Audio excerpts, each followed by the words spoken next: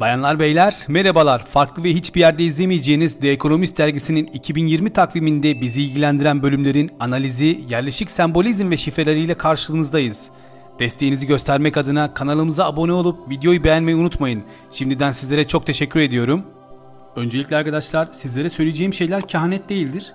Kehanet bir olayın gerçekleşeceğini önceden bilmektir. Yaradan Allah'ın dışında ne bir dergi ne de bir yaratılmış bunu diyemez. Maalesef görülen resme bakarak böyle olacağını söyleyen ve kehanet olarak yorumlayan birçok insan olmuştu derginin bu takvimine bakarak. Bana göre The Economist dergisinin genel olarak düşüncesi içerisinde ve takvimlerinde sembolizm kullanarak planladıkları kurguları hayata geçirmeden önce mesajlar ile kimseden korkmadıklarının hissiyatını vermektir. Bu derginin karikatüristinin adı Kevin Gallagher'dır. İmzasını ve kısa adını Cal olarak görüyoruz. Cal halihazırda her sene aynı takvimden yapıyor. Ben size buraya 2018 yılındaki takvimi ekliyorum. Bu takvimler bu seneye özel bir takvim değildir. Yani The Economist dergisi için takvim her senenin normal bir rutin işi olarak görüyoruz. Ancak bu sene takvimde Erdoğan'ı kullandı.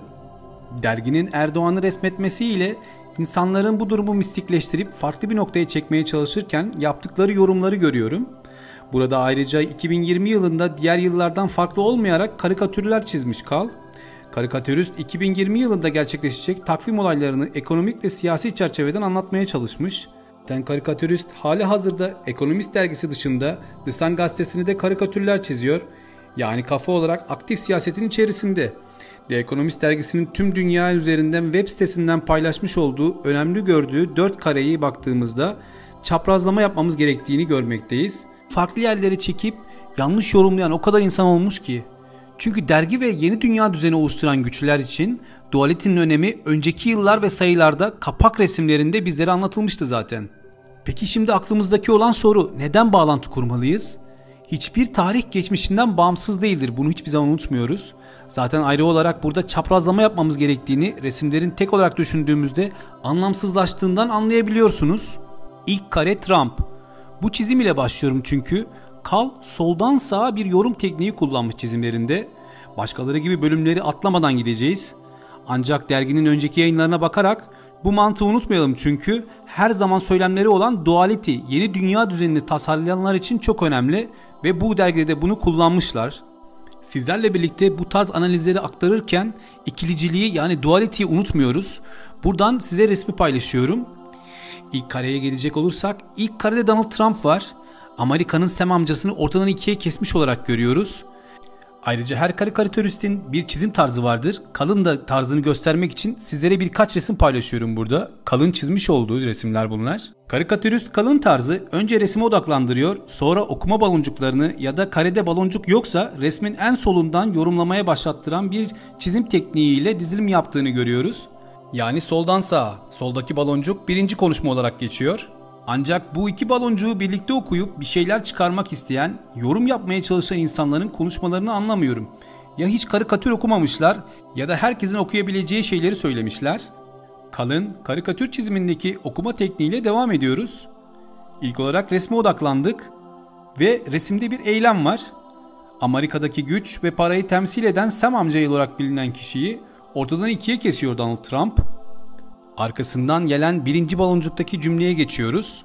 What magnificent we could achieve. Türkçesi ne muhteşem düzenlik sağlayabildik olarak geçiyor. Burada Sam amca yani doların bütünlüğünü ortadan ikiye ayırarak yeni dünya düzeninde paranın ayrı olduğunu, iki ayrı kutup olacağını, bu yeni düzende kutuplar ayrılırken doların hala canlı olacağını karikatürist bize Sam amcanın canlı olmasıyla bildirmiş zaten. Ve sizlere buradaki şifreleri işaretliyorum. Dergiyi takip eden ve bilenler hemen hemen her yıl kapakta olan duality'yi kullandıklarını görüyorlar zaten. Peki şimdi Trump'ın üzerine bakalım. Trump'ta T harfli bir kasap önlüğü var. Yani bu iki ayırma sürecinde kan akacağını bildirmişler bizlere. Zaten yerdeki kan ibarelerini görüyoruz.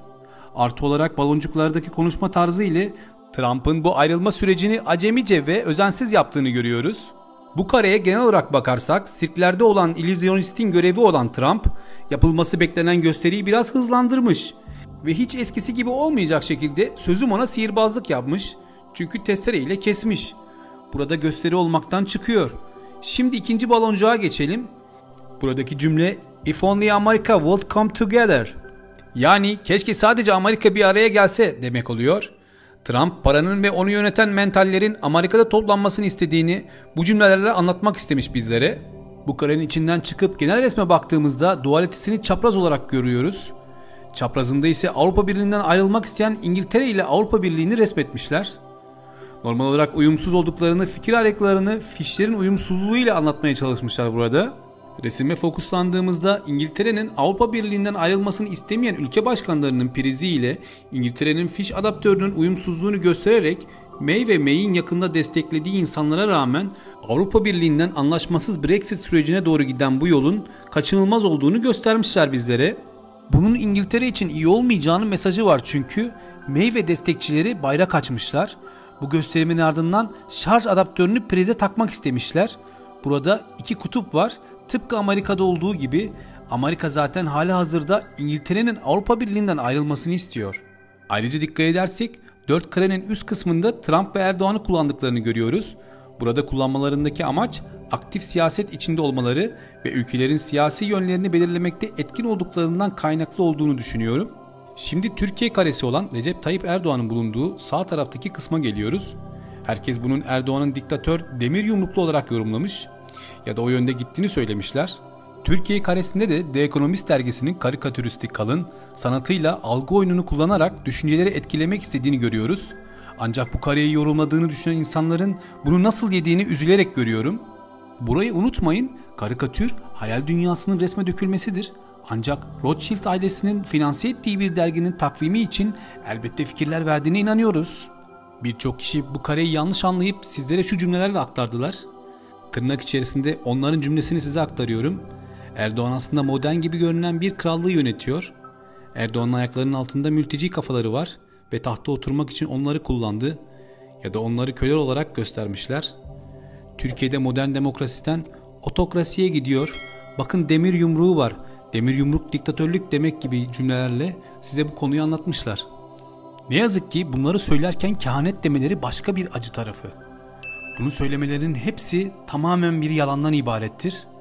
Öncelikle karikatür ele aldığı konuları komik veya iğneleyici olması için abartan ve çarpıtan bir resim türüdür. Bizim yorumlamamıza göre burada herkesin bildiğinin ve söylediğinin aksine güzel bir algı oyunu yapmışlar. Resmin gerçeğine geçelim şimdi.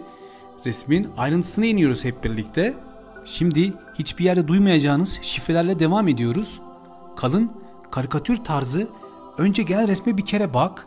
Sonra soldan sağa doğru yorumlamaya başla. Bunu hiçbir zaman unutmayalım.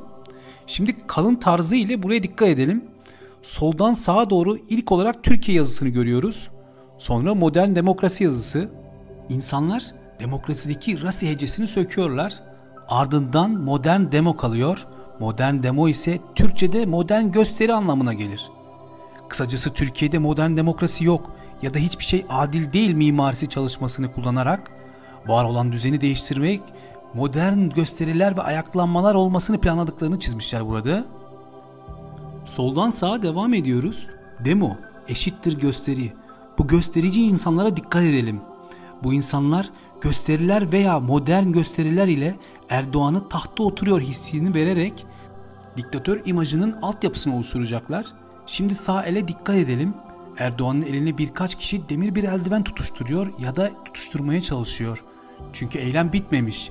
Diktatör hissiyatını pompalayacaklarını göstermişler böylelikle bizlere. Bu kişilerin ülke içinde göstericiler olduklarını ise demokrasinin klasik parçası taşınırken işçi ya da resmi kıyafette olmayan insanlar seçilerek çizildiğinden anlıyoruz. Çünkü hepimiz biliyoruz ki bir inşaatta veya bir taşımacılıkta vinçlerin kullanıldığı bir yerde iş güvenliği olmadan hiçbir şey yapılmaz, hiçbir işçi çalışmaz.